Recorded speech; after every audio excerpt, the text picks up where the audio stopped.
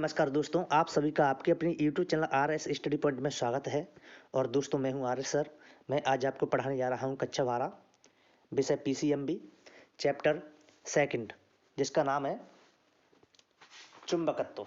चुंबकत्व मैं आपको पढ़ाने जा रहा हूं सेकंड वीडियो। इससे पहली वाली वीडियो मैं आपको पहले पढ़ा चुका हूँ। इसके बाद जो आपको इससे पहले क्वेश्चन पढ़ने हैं, वेरी वेरी मोस्ट इंपोर्टेंट प्रश्न, तो पहले की वीडियो को जरूर देखें और वहाँ से पेयर अपनी बनाएं। तो आगे बढ़ते हैं और इन प्रश्नों के उत्तर जानते हैं। पहला प्रश्न इसमें, कूलाम के व्युत्क्रम वक्र के नियम की परिभाषा लिखते हुए इसकी व्याख्या कीजिए। इसके बाद दूसरा प्रश्न है, प्रतिचुंबकीय अनुचुंबकीय लोह चुंबकीय पदार्थों में अंतर स्पष्ट कीजिए। तीसरा प्रश्न है, चुंबकत्व किसे कहते हैं, ऑस्टेड क्या है, इसका टेस्ला से अनुपात बताइए। प्रश्न नंबर 5, स्पर्जिया नियम क्या है, इसकी शर्तें लिखिए। अच्छे प्रश्न है, इंपोर्टेंट प्रश्न है। तो आइए अब इन प्रश्नों के उत्तर देखते हैं कि सन 1785 में फ्रांसीसी वैज्ञानिक एसी कूलाम ने एक नियम का प्रतिपादन किया था, जिसे ही कूलाम के व्युत्क्रम वक्र का नियम कहा जाता है। तो इस नियम का प्रतिपादन किसने किया था? एक वैज्ञानिक थे, उनका नाम था सीए कूलाम, जो फ्रांसीसी के थे। कूलाम ने निम्नलिखित दो नियमों का प्रतिपादन किया था, जो इस प्रकार है। नंबर 1, दो चुंबकीय ध्रुवों के मध्य लगने वाला बल F उनकी ध्रुव प्रबलताओं M1 व M2 के गुणनफल के अनुक्रमानुपाती होता है। ये तो इसका पहला नियम है कि दो चुंबकीय ध्रुवों के मध्य, दो चुंबकीय ध्रुव थे, उनके बीच में जो बल लगता है, बल F, उनकी ध्रुव प्रबलताओं M1 M2 के गुणनफल के अनुक्रमानुपाती होता है। यह इसका पहला नियम था। किसका? कूलाम का, जो कि सीए कूलाम ने इस नियम को दिया था। ये इसका पहला नियम था। इसके बाद इसका एक दूसरा नियम है, जिसको अपन देखेंगे।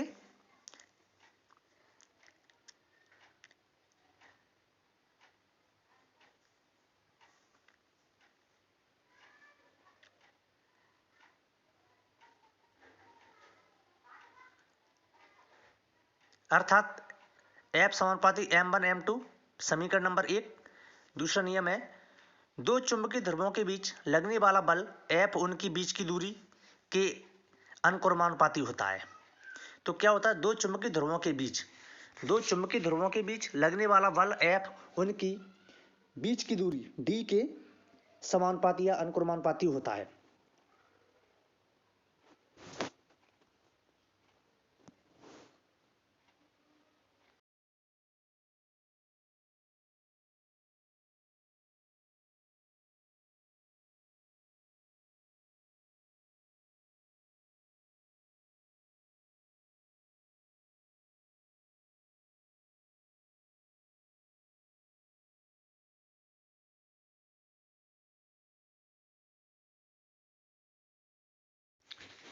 जैसे इसमें देखते हैं कि F समानुपाती 1/d², समीकरण नंबर 2 दे दिया इसे। अब यहाँ पे देखते हैं कि समीकरण 1 और 2 से, समीकरण 1 2 से इसे हल करेंगे।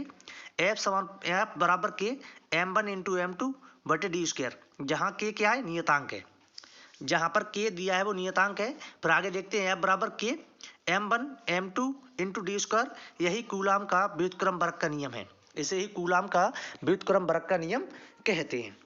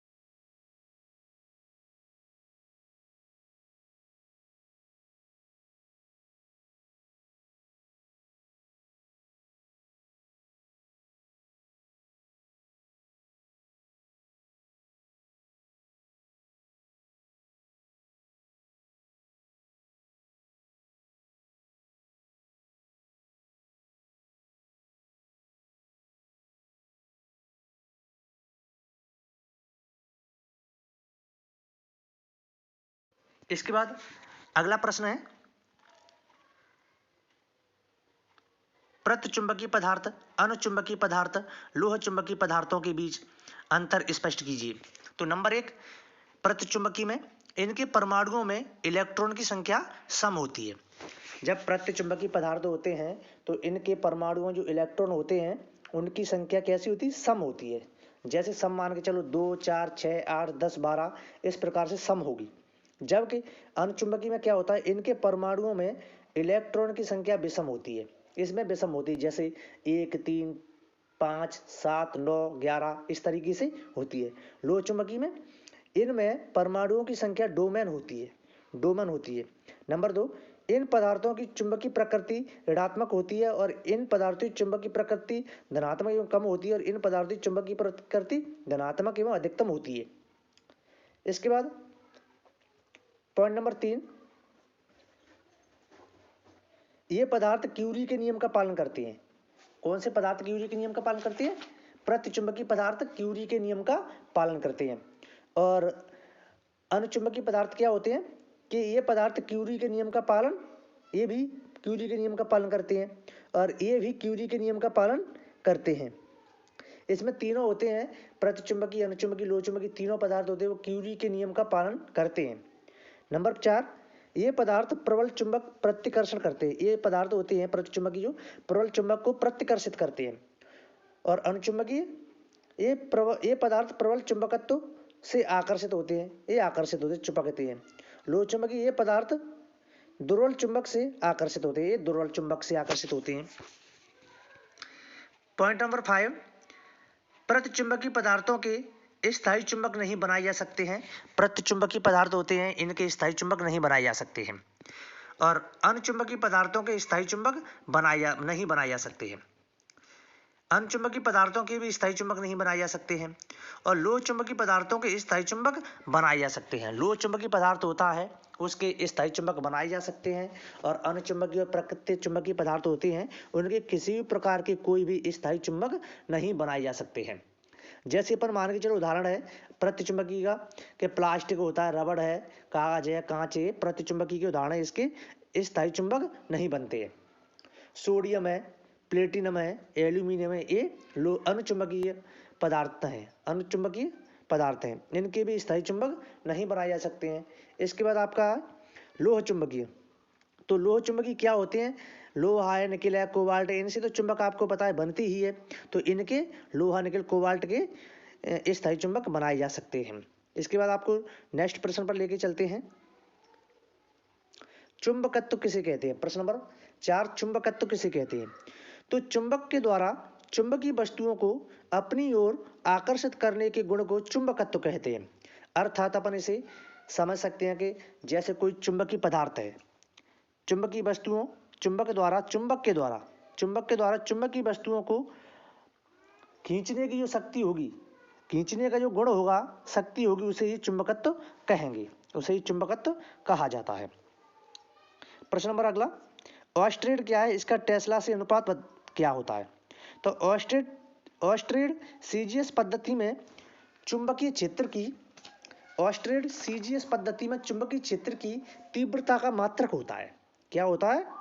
ऑस्टेड सीजीएस पद्धति में चुंबकीय क्षेत्र की तीव्रता का मात्रक होता है, जिसे गॉस भी कहा जाता है। क्या कहा जाता है? जिसे गॉस भी कहा जाता है। तीव्रता का मात्रक है जिसे गॉस भी कहा जाता है। इसकी परिभाषा क्या होती है? चुंबकीय क्षेत्र के किसी बिंदु पर यदि एकांक उत्तरी ध्रुव द्वारा एक डायन का बल अनुभव किया जाए तो उस बिंदु पर चुंबकीय क्षेत्र की तीव्रता का मान 1 ऑस्टेड होता है। क्या होता है? चुंबकीय क्षेत्र के किसी बिंदु पर एकांक उत्तरी ध्रुव द्वारा एक डायन का बल अनुभव किया जाए तो उस बिंदु पर चुंबकीय क्षेत्र की तीव्रता का मान 1 ऑस्टेड होता है। टेस्ला से अनुपात 1 टेस्ला बराबर 10⁴ ऑस्टेड। टेस्ला से अनुपात क्या होता है? 1 टेस्ला बराबर 10⁴ ऑस्टेड हुआ। जितना 1 टेस्ला होगा और ऑस्टेड होंगे उस पर 10⁴। अगला प्रश्न, वीडियो का अंतिम प्रश्न है, सभी विद्यार्थीगणों हमारे चैनल को सब्सक्राइब करो।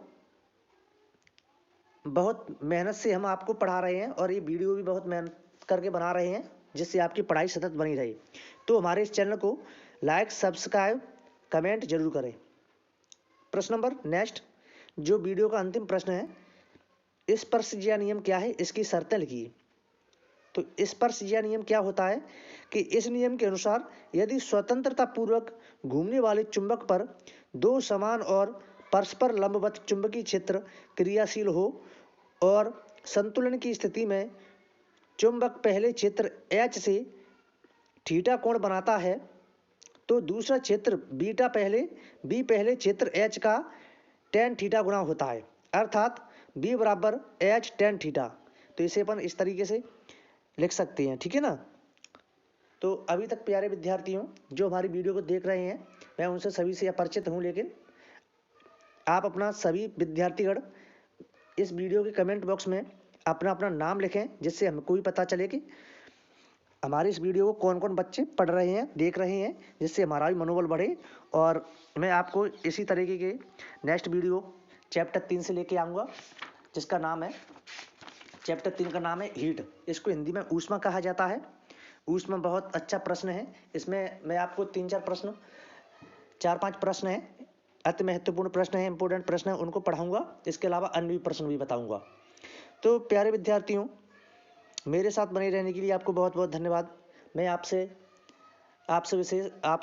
आशा करता हूं कि आप इसी तरीके से अपनी पढ़ाई को सतत रूप से बनाए रखें और नोट्स जरूर बनाएं, जिससे आपकी पढ़ाई लगातार एवं सतत रूप से चालू बनी रहे। जय हिंद, जय भारत।